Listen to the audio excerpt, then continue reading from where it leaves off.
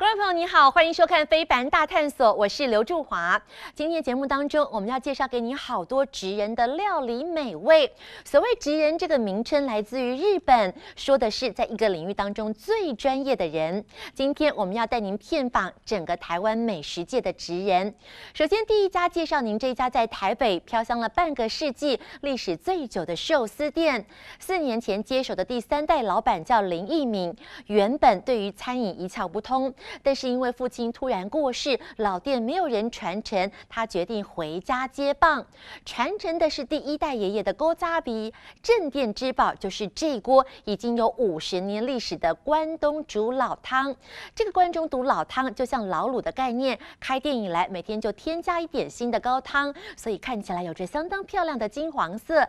熬煮出来的关东煮，不管是高丽菜卷或者是牛蒡天妇罗，相当的鲜美，加上来店必点的综合生鱼片握寿司，这一道是很多老台北人的共同记忆。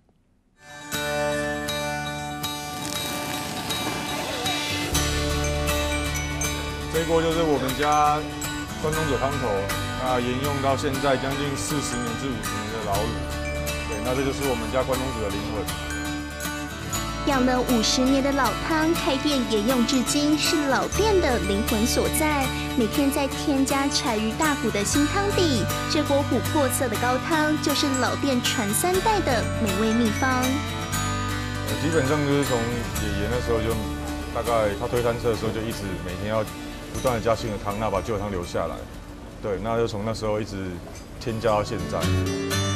从民国57年推着小摊车起家，第1代创始人是今年84岁的林天才，第2代接班的儿子林国华5年前过世，老店顿时失去依靠。第3代孙子林义明大学毕业后，原本不想接班，但不舍阿公与父亲打拼一生的心血消失，决定从头学起，回家接班。当时爸爸过世了，他过世那时候我就想说，那我就赶快先去当兵，那回来一边完成学业，那一边在家里工作，对，就是帮妈妈分担一些责任这样。身为长子，他好像自己本身他觉得他有这个责任来帮我，不然他之前好像也连想都不会想说他要会来接这一家店，或者是。4年前念数学的林义明对餐饮一窍不通，跟在老师傅身边学，现在对料理很有一套。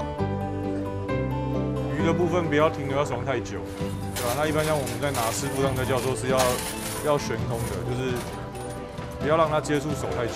那饭的部分就是不可以太用力的握，要让饭的里面有空气，这样吃起来的话它还会松开。对，那基本上就尽量跟手接触的时间要尽量缩短，这个是最重要的。亲手制作的综合握寿司，有入口即化的比目鱼、油脂丰富的鲑鱼等口味，这是爷爷林天才最喜欢的一道日本味。每天中午都会亲自到店里品尝孙子做的握寿司。哦，好食无？好食，好食吼。红哥，甲你做的有同款无？甲你先做有同款无？同款吼。比我做得好。除了握寿司得到阿公肯定，林义明最战战兢兢的就是这一锅黄金高汤，是店里的镇店之宝。煮出来的关东煮自家手工配料，是老店50年来的坚持。我们高丽菜里面的馅料就是会以猪脚肉那荸荠为主，然后我们加一些酱油，还有胡椒调味。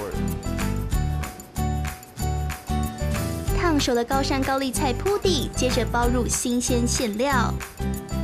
好像我们的内馅可能就是放一点肉而已，那基本上你到时候都会吃到的都是以高丽菜为主的一个高丽菜卷。用心地保留50年的老汤头，炖煮出的高丽菜卷，每一卷都扎扎实实，鲜甜多汁。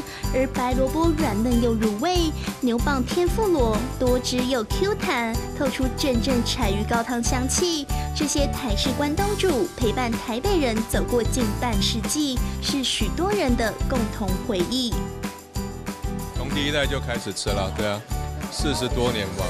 最比较不一样的就是这个关东煮嘛，觉得味道都还是保持得不错，这几10年来，对。 57年就来这边吃了，我吃46年。我觉得他们的关东煮煮得很道地，很入味。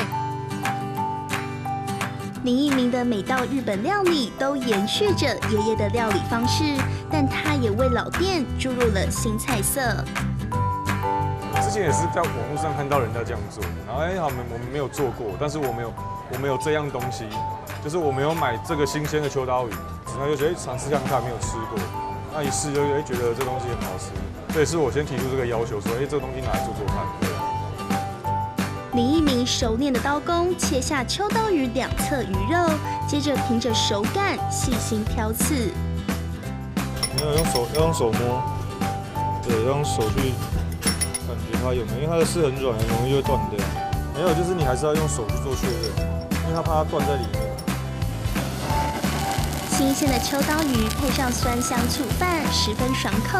鱼肉滑嫩细致，油脂丰腴不腻，在嘴中散发鲜甜海味。传承3代的日本料理老店，既要创新，不能被时代淘汰，又要守住传统老味道，实在不容易。那我妈常跟我讲，就是说，现在要找一家在台北市。要找一家这么久的店，说实在非常不容易。对，那当然比我们久的店也是有很多，但是不见得，我觉得不见得可以守住这样的东西，甚至保留以前的味道。那我觉得这个对我来说是比较重要的。那我不会因为时代的变迁，现在流行什么我就跟着走什么，但是我是希望把爷爷跟爸妈留下来的味道继续传下去。林一鸣很努力要证明，唯有对料理的坚持，才能延续阿公手里传下的这份珍贵老味道。